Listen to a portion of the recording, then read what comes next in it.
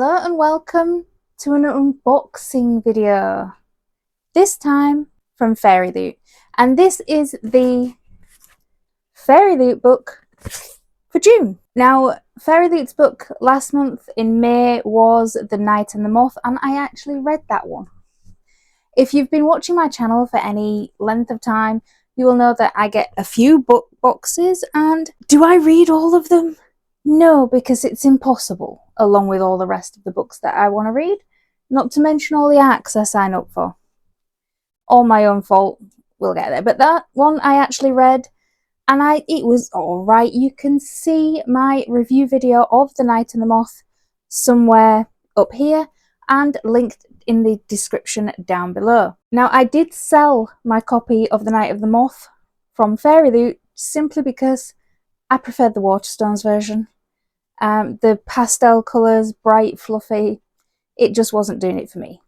But this is the June box. And it is, you will see, I have no hat. I have hardly any of the jewellery I've got on. I haven't got as much makeup on as I usually have, because it's too bloody hot and I can't be bothered. It is like 30 degrees. I'm filming this on Saturday night. I know, right? I'm single. I have nothing else to do except read and do videos. Perform for your amusement. That's what I'm doing right now. But let's get this sucker open. So Fairyloot do quite a few subscription boxes. They have the young adult, which is the big box with lots of things in, like Illumicrate do. They have the young adult book only. They have the adult book only. And they have the epic fantasy that I am dying to get on. And that is, I think it's either bi-monthly or it's quarterly. And the last book they did, The Devils by Joe Abercrombie, perfection. And I paid too much for it on eBay. I have the window open, so if you can like hear any outside noises or the fan that's going, I'm not turning it off. I will melt like the wicked witch that I am. But this month's theme is Echoes in the Earth. So this box came like on Thursday. Today is Saturday. Scrolling through TikTok, I have avoided so many spoilers. I know what the book is. I just don't know what it looks like. And this, yet again, Jesus, it's bigger than I thought it would be. That's what she said. This book, again, is absolutely everywhere online. The amount of book boxes and subscription services that are doing a special edition of this book is unreal. I know, 2 months in a row. Usually after a really viral book, the next few months are a bit, you know, sort of more on the down low. But this is 2 consecutive months, and it is bigger than I thought it would be.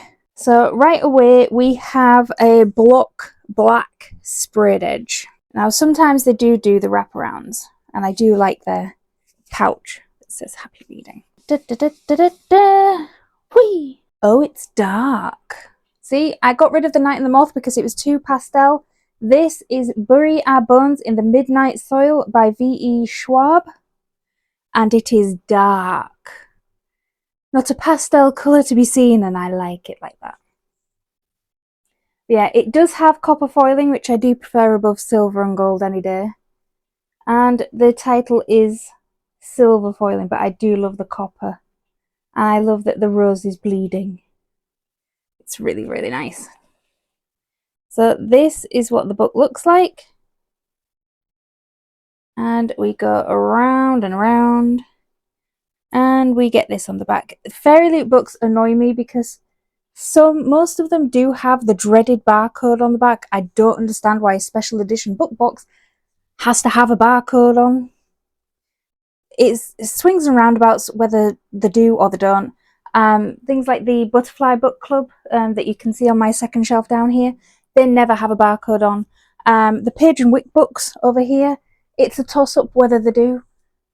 Fairyloot, they're more often than not, they have a barcode on it. But on the back it says, bury my bones in the midnight soil, plant them shallow and water them deep, and in my place will grow a feral rose, soft red petals hiding sharp white teeth.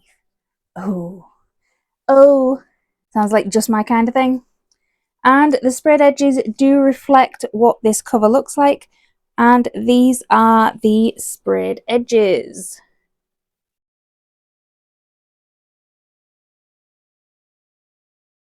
Now it is block top and bottom, but the sprayed edges are quite nice, and it does fit with the cover and the back cover as well, which I do like. So let's have a look at the naked hardcover. Oh, I've just seen the end paper artwork. Oh, it feels weird. It feels odd.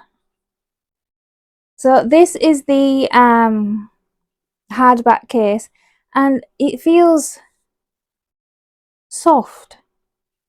Like sometimes the hardbacks are just, well, they're hard, and sometimes they can feel quite like a painting canvasy kind of thing. This is like a smooth matte, but it feels squishy. This is the front of it. More copper foiling. Do like it. Looks what to be like a garden gate or an archway of some sort. Do like it. And then we come around. I do quite like this, but I don't know whether you can see what I mean when I say that it's like nice and smooth, and it feels kind of velvety, but it doesn't. I'm not explaining it very well.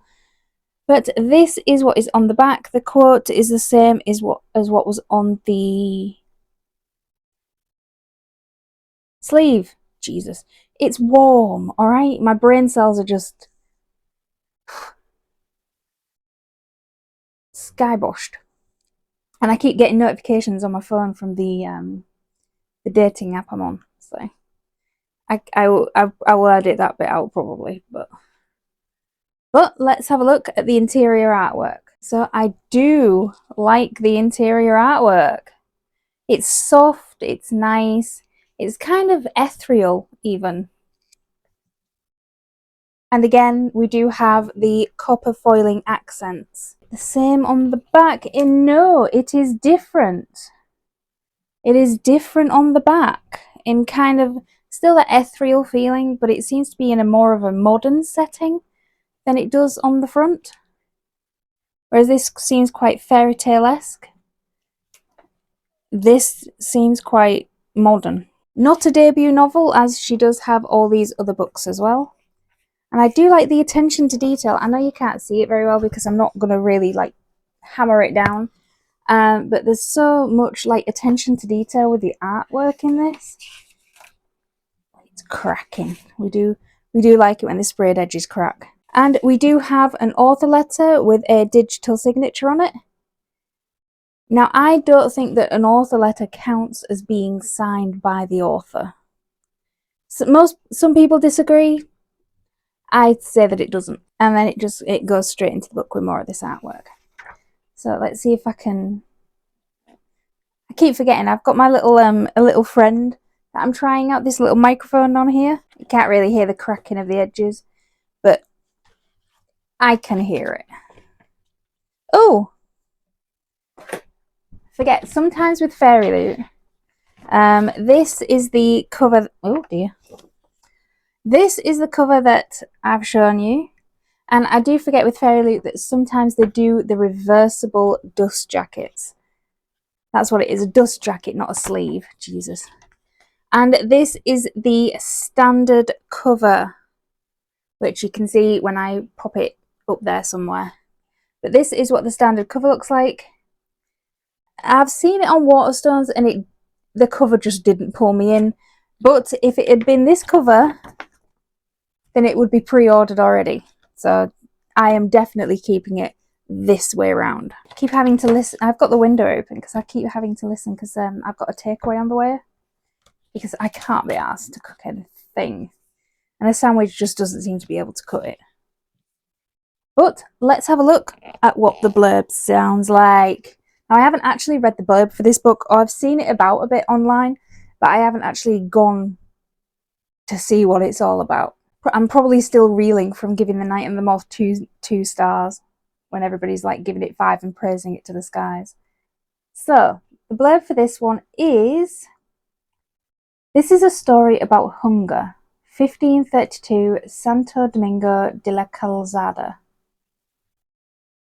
I am going to butcher it, so I apologise in advance.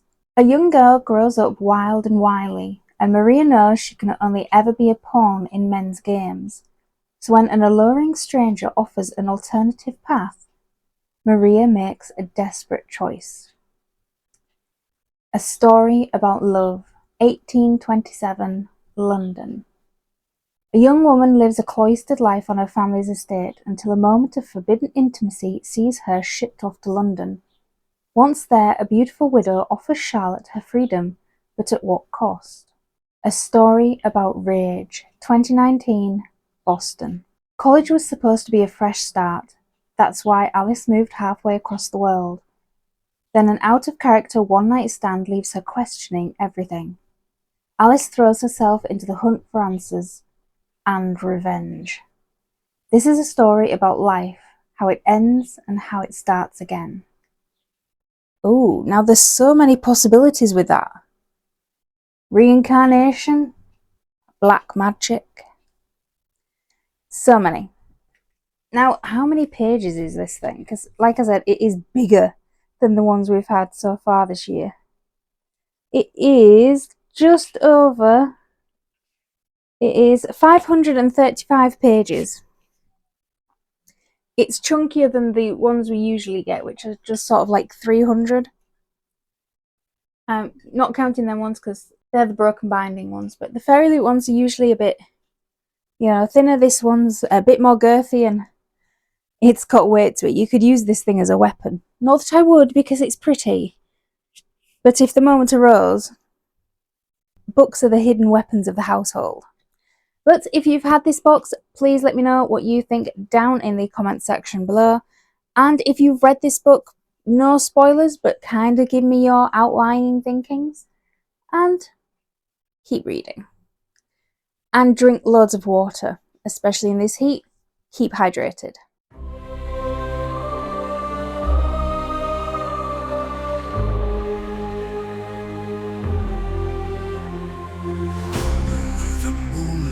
Soft embrace, dark star sips with calm and grace.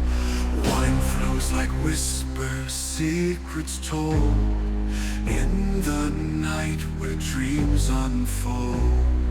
Lonely shadows dance with glee, eyes of amber, soul set free. Finds they weave a tale so grand, woven